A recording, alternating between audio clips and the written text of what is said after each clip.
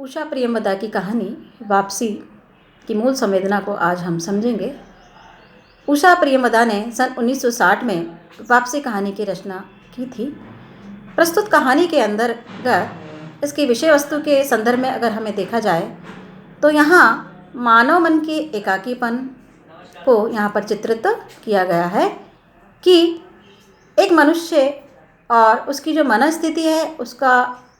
अत्यंत सूक्ष्म चित्रण यहाँ पर किया गया है कि एक व्यक्ति सेवानिवृत्त होने के बाद में वह सोचता है कि उसकी सारी जो है जिम्मेदारियाँ, उसके सारे कर्तव्य जो है उसने पूर्ण कर लिए हैं, लेकिन अंत में जिस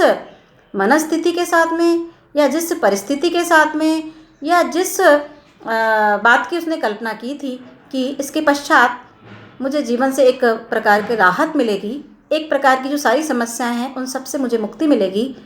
उसकी कल्पना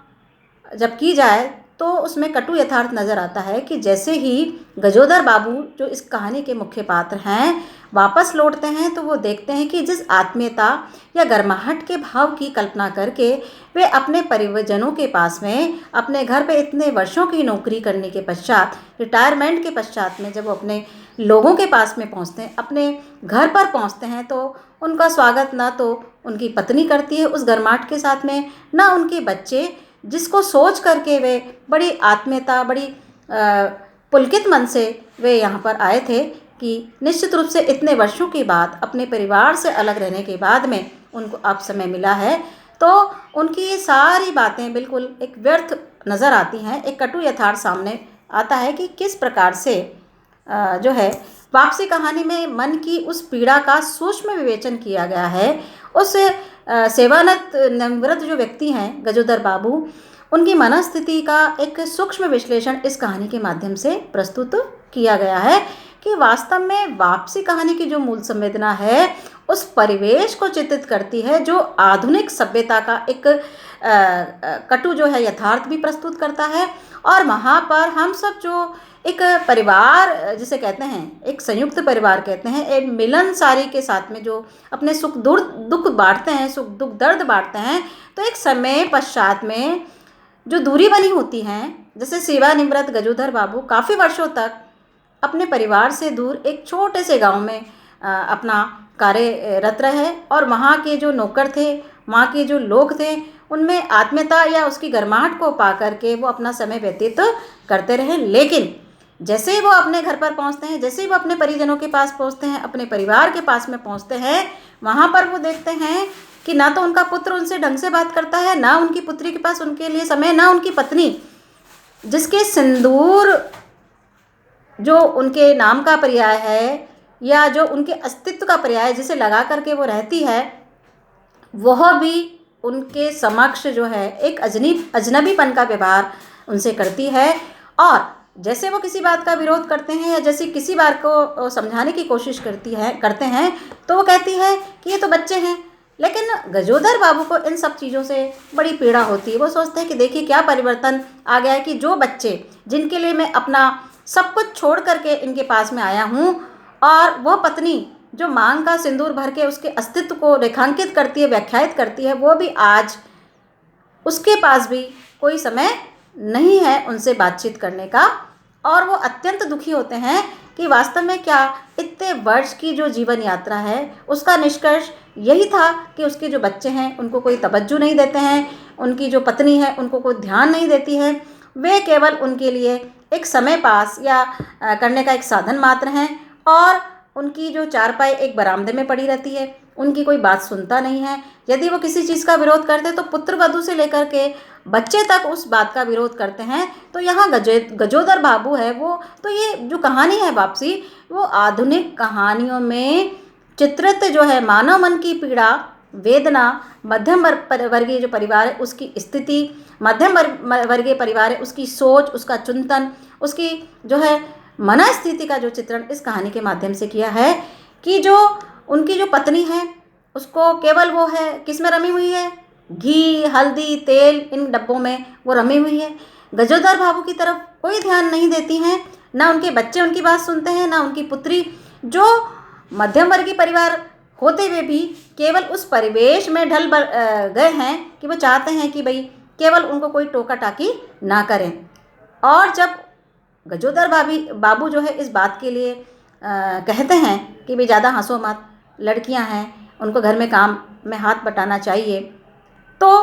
उन्हें ये सब बातें चुभती हैं, ये बातें सब उनको बहुत बुरी लगती हैं। और इस प्रकार से गजोदर बाबू सोचते हैं कि मैं सेवा में निवृत्त होकर के जिस घर की मैंने कल्पना की थी, क्या वास्तव में ये वो घर है क्या? और इस प्रकार से उनको अत्यंत निराशा, अत्यंत पीड़ा,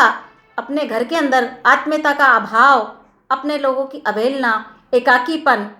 है ना। और सबसे ज़्यादा जो बुज़ुर्ग लोग होते हैं, आप देखिए कि सबसे बड़ी समस्या को भी यहाँ पर इंगित किया गया है कि जब वृद्धावस्था होती है, जब आदमी को एक दूसरे परिवार के सहारे की ज़रूरत होती है, तो वो परिवार का सहारा एकदम से छिनने लगता है, ऐसा वो अपने आप को ऐसा है महसूस करते हैं। और वापसी कहानी में यही बताया गया है कि जिन्होंने जीवन भर पूरे परिवार के लिए समर्पण, त्याग, कर्तव्य निष्ठा से आर्थिक उपार्जन किया है, उनको कमाई करके दी है, लेकिन कोई उस बात का एहसान नहीं मानता है और सब एक एक करके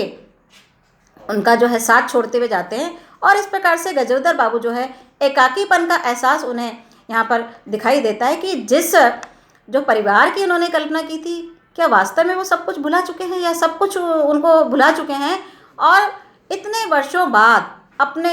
लोगों से दूर होने के बाद में उस एकाकीपन की जो कल्पना है गजोदर बाबू ने कभी भी नहीं की थी। वह सोचते थे कि भाई ये बच्चे जो हैं, जैसे मैंने इनका ध्यान रखा है, जैसे मैं इनके लिए त्याग और समर्पण भाव से अब तक का मैंने जीवन यात्रा को पूर्ण किया है, उसी प्रकार से ये लोग सब मेरा ध्यान रखेंगे। लेकिन यहाँ पर जब वो देखते हैं तो ऐसा लगता है कि जो कुछ उन्होंने सोचा था उससे विपरीत जो बातें उनके समक्ष आती है कि वास्तव में गजोदर बाबू कहते हैं कि क्या ये वही पत्नी है जो इनके एक इशारे पर सब कुछ करने को तैयार रहती थी? ये क्या ये वही छोटे छोटे बच्चे हैं जो मेरी उंगली पकड़ के चले थे और जिनको देख देख करके मैं हर्षित होता हूँ, पुलकित होता था, पल्लवित होता, खुश होता था? तो क्या ये वही बच्चे हैं क्या जो मेरी बातों की अवहेलना कर रहे हैं, जिन्हें मेरी बातों से कोई सरोकार है या जिसे मेरे लेने देना कुछ भी नहीं है? क्या ये वही बच्चे हैं क्या? तो इस प्रस्तुत कहानी की जो मूल संवेदना है इसमें यही बताया है कि सेवा जो निवृत्त व्यक्ति है, जो जीवन भर अपने संपूर्ण परिवार का पालन पोषण करता है, उनके दुख सुख की जो है बारे में सोचता है, उनकी सब आवश्यकताओं का पूर्ण करता है, लेकिन केवल जब वो रिटायर हुए हैं और उन्हें केवल परिजनों की आवश्यकता है, परिवार के जो अपनेपन की आवश्यकता है, परिवार के प्रेम की आवश्यकता है, वो एक आप उस घर से क्या हो गया है, गायब सा हो गया है। तो ये अत्यंत पीड़ा का विषय उनके लिए है, ये बड़ी वेदना उनको देता है।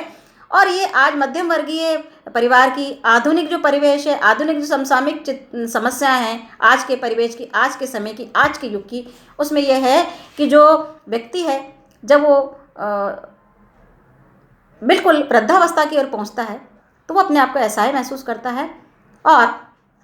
परिवार के जो लोग होते हैं उसकी अवहेलना करते हैं, अनदेखा करते हैं, और यही पीड़ा उसे सालती, यही सबसे बड़ी समस्या का कारण है। और दूसरी बात है कि पीढ़ियों का संघर्ष भी वहाँ चलता है। जो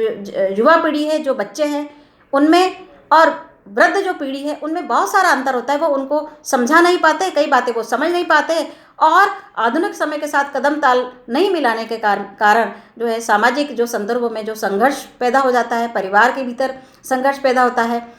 और एक दूसरी जो है उसकी अवहेलना शुरू हो जाती है। ये भी बहुत मुख्य कारण है। तो इस कहानी के अंदर उषा प्रेमवदा ने बड़ी बारीकी के साथ में, बड़ी सूक्ष्मता के साथ में उसको इंगित किया है। तो मूल समस्या तो यहाँ पर यह है अवहेलना। परिवारजन जिनके लिए गजोदर बाबू ने संपूर्ण जिंदगी एकाकीपन के साथ में काटी, वही परिवार अब उनको स्वीकार करने को कतई भी तैयार बिल्कुल नहीं है।